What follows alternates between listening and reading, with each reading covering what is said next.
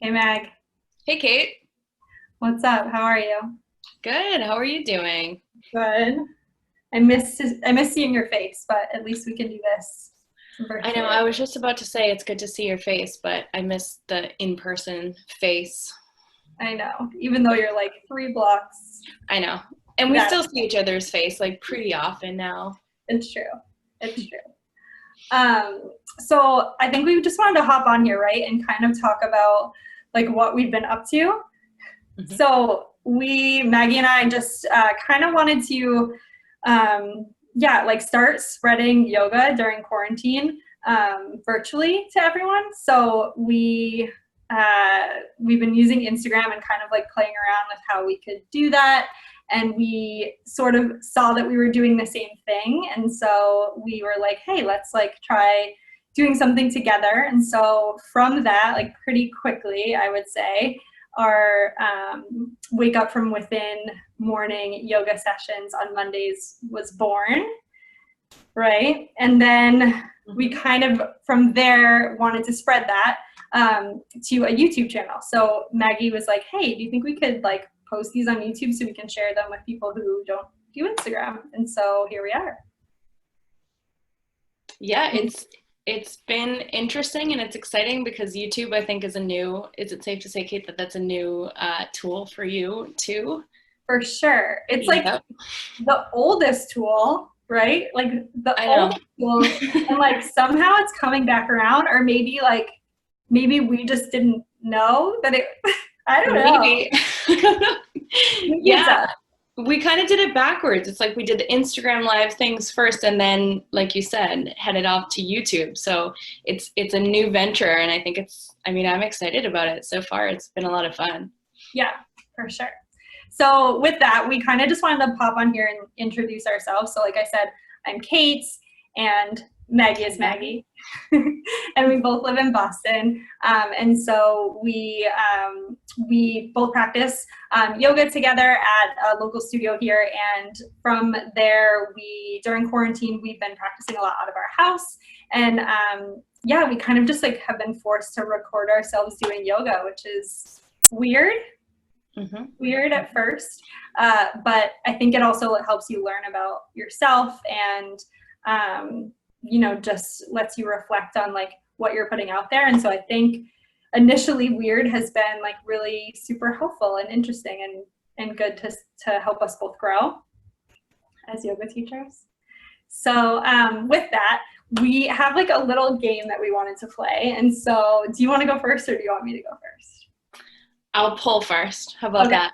Okay. So we wrote down some questions for each other, and so we're just gonna pull them and answer them. And I think we'll both answer the question. So okay, you go first. Okay. All right.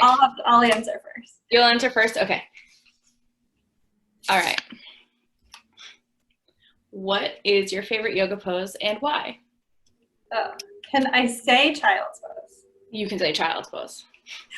I love child's pose. I mean, child's pose is just it's up there as one of my favorite yoga poses because I what I love about yoga is the fact that like you can like child's pose and breathing is yoga, right? So it's one of the most accessible poses to anyone. And if you just take child's pose and be in a class or by yourself with your breath and your body, you're doing yoga. And so I think that's like really just powerful. Um, but I would say, for the same reasons, Warrior Two is my favorite yoga pose. Ooh. That's Uh-huh. so funny. That's so Hmm. funny. So I'm interested to hear why Warrior Two is your favorite. So why Hmm. don't you tell me? Yeah, so Warrior 2 is my favorite pose because it was like I have a memory of being in like one of my first yoga classes. It might not have been the first one, but it was like one of the first few. And just like being in Warrior 2 and feeling I was really tight before I started, like my whole body was just bound. So Warrior 2 was even like this wonderful stretch. And it is like it's a nice inner thigh stretch, but I just felt so like what I think about of when I think of yoga is like the combination of strength and softness. Yeah. So it was like I felt strong, and like my thigh was definitely like shaking out of control, but then it also felt like I was getting this wonderful stretch. And then I remember the moment when I sort of like looked across the room and I saw everyone in the same shape, but they all looked a little different, and my heart just kind of like turned on. I was like, oh, I love this so much. I love So that was my, yeah, it was like one of those like memories that just gets lodged. Like Warrior 2 is like, when I think of yoga, that is the first pose that comes to mind. Yeah. Yeah. And it's just like such a beautiful, like, to take up space, right? I feel like that's like a cue that you hear a lot. It's definitely one I hear a lot. It's just like, it's you feel very like powerful in that pose, and it's accessible to a lot of, a lot of different types of people. So whether you're new or you're an avid practicer, it's something that's really accessible and really powerful, and it makes such a beautiful shape. So that's totally the reason why it's mine too. Yeah, I just love Warrior 2. Is that the one you would say? You would pick that as your favorite? That's what I would say. Either Warrior 2 or reverse. I mean, any iteration of like the Warrior 2 reverse extended side angle, like that's where it's at. Awesome. Okay. Okay. What is your favorite yoga song to flow to? Oh, there's so many.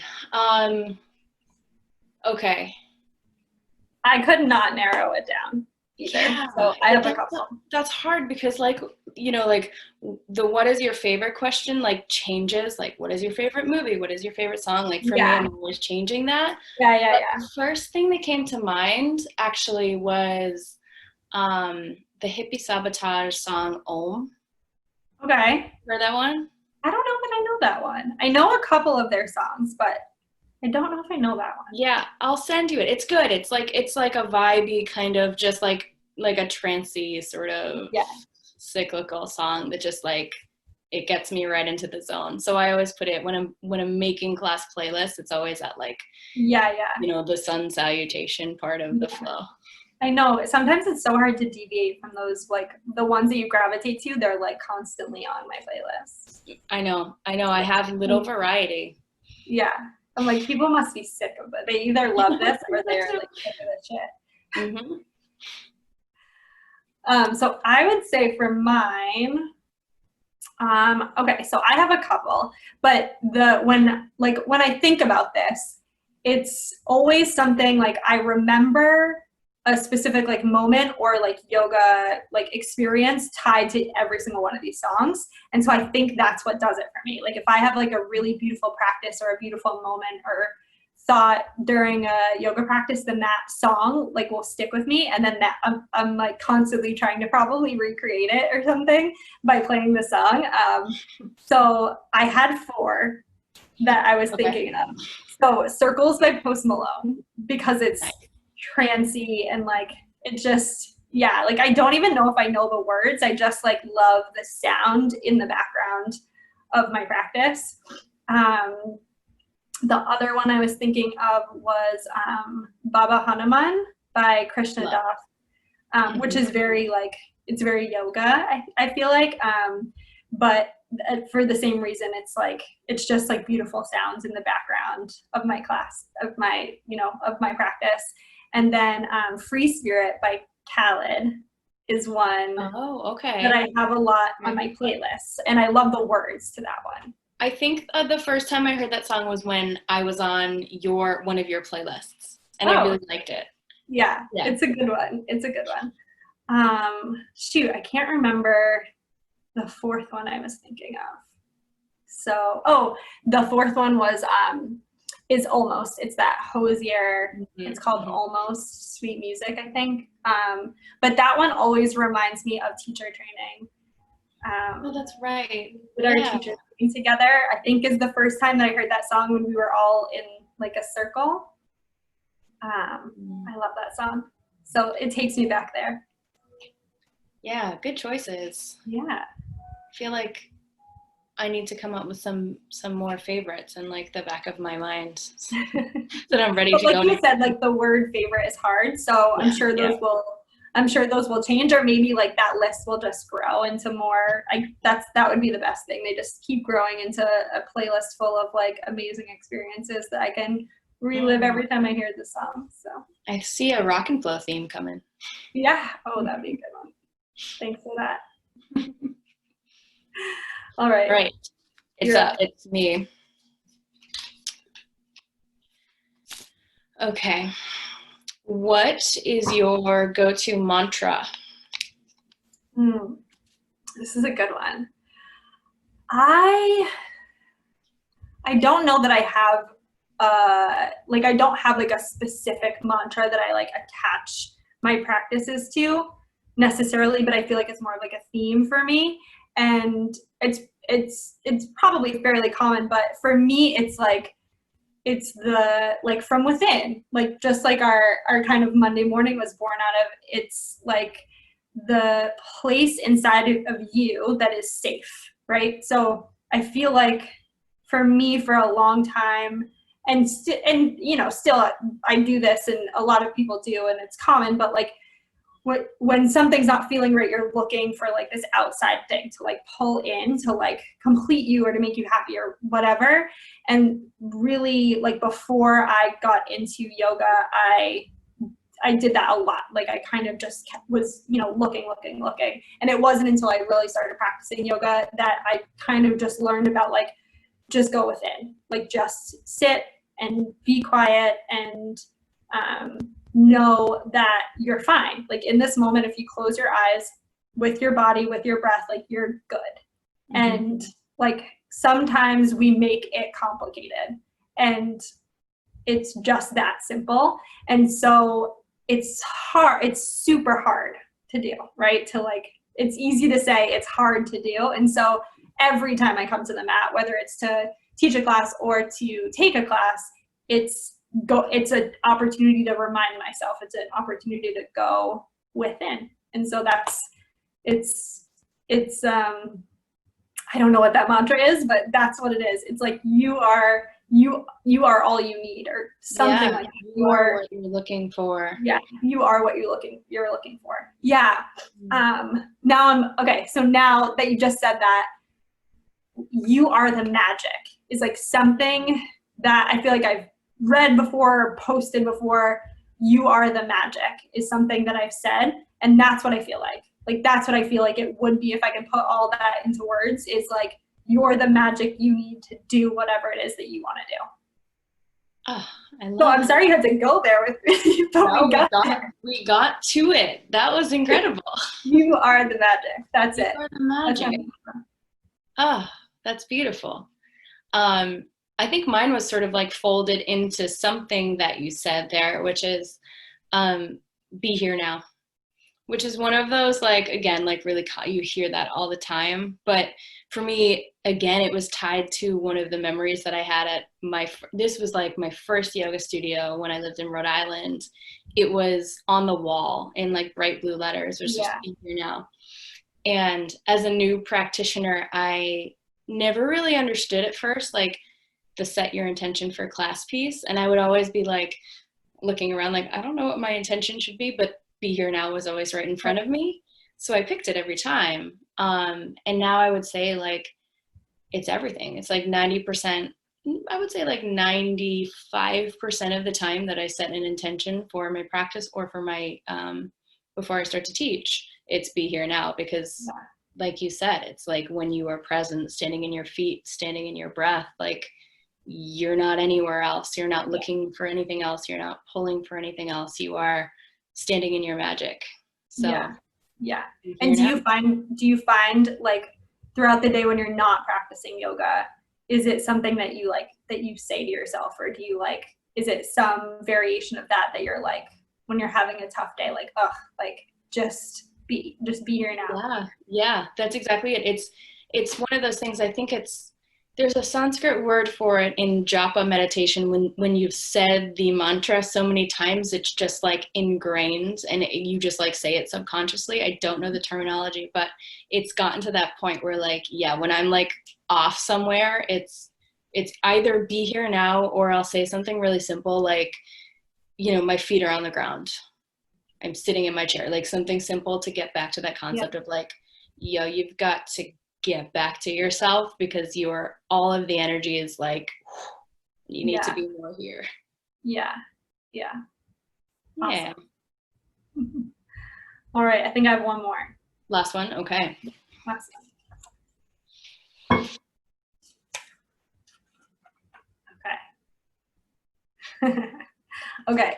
Are you a morning person or a night owl? Ooh, I am an easily a morning person. Yeah, like I have always been a morning person. I think it's always been way easier for me to wake up. Yeah, you're like, no I way. envy you. Oh my gosh. And I love like the morning is just like my time from whenever I wake up, 5:30 a.m. on. Um, I'm like so much more productive than I am post 12 p.m. Once 12 hits, I start like really slowing down. And then I'm in bed, you text me sometimes at like 9 and you're like, are you already asleep? Yeah. Sometimes I am. That's because my brain is like ready to No. go. 9 Yeah. p.m. is like my peak. See, I am useless. Like, I want to say after like 12, things start going pretty south for me. Wow. Wow. Yep. Yeah. So on the other side of that, I'm definitely a night owl. I like right now, to be honest, I'm like battling like, do I want to be a morning person? Like, because everyone's like, oh, get up in the morning. Like, it's so much better for you. Like, here's your morning routine. And like, I'm in this place right now where I know that I can still have a morning routine no matter what time I wake up. Right. Yeah. So if I don't operate, like my brain just doesn't work like that. Like I am useless until 9 a.m. And so Yeah. like I've been, getting up around then and just still having my morning routine, but not feeling like guilty about it. But I'm super productive at night. Like 7 p.m. on is like really where I get stuff done. So Yeah, so I'm a little bit jealous of that. I wish that I and could I'm opposite. see. I know we want what we can't have. Together though. I know that's what I was thinking. Thank God we have the whole day covered. So much productivity. That's awesome. Well, this was fun. This was fun. Yeah. Thanks for playing along. Thank you guys for watching. We hope to see you guys soon. We on every Monday morning we have a live meditation. So I do a 10-minute meditation, and Maggie does a 15-minute yoga flow, and we pick a theme every week that we kind of just talk about during the week and see what comes up naturally between the two of us, which is super fun. I feel like it's really nice to just have something organic that we both feel connected to. So we hope that you guys will join us on Instagram Live on Monday morning Eastern Time at 8:30. And then we will always post them on this YouTube channel. And then we'll also have some other types of classes that we'll be posting on here, whether it's meditation or flow. We're kind of just playing around and seeing what works, what comes out. Like, I feel like that's the best part of this is we're just seeing what happens and what we record and letting you guys just have it and watch it and hopefully enjoy spending some time with us. Anything to add, Meg? No, I'm just really, like you said, I'm energized by how organic it's been so far. And I mean, it feels fun so far. So if we can add a little more yoga or mindfulness or meditation to anyone's day, we're happy to do it. For sure. Okay, awesome. All Thanks, right. you guys.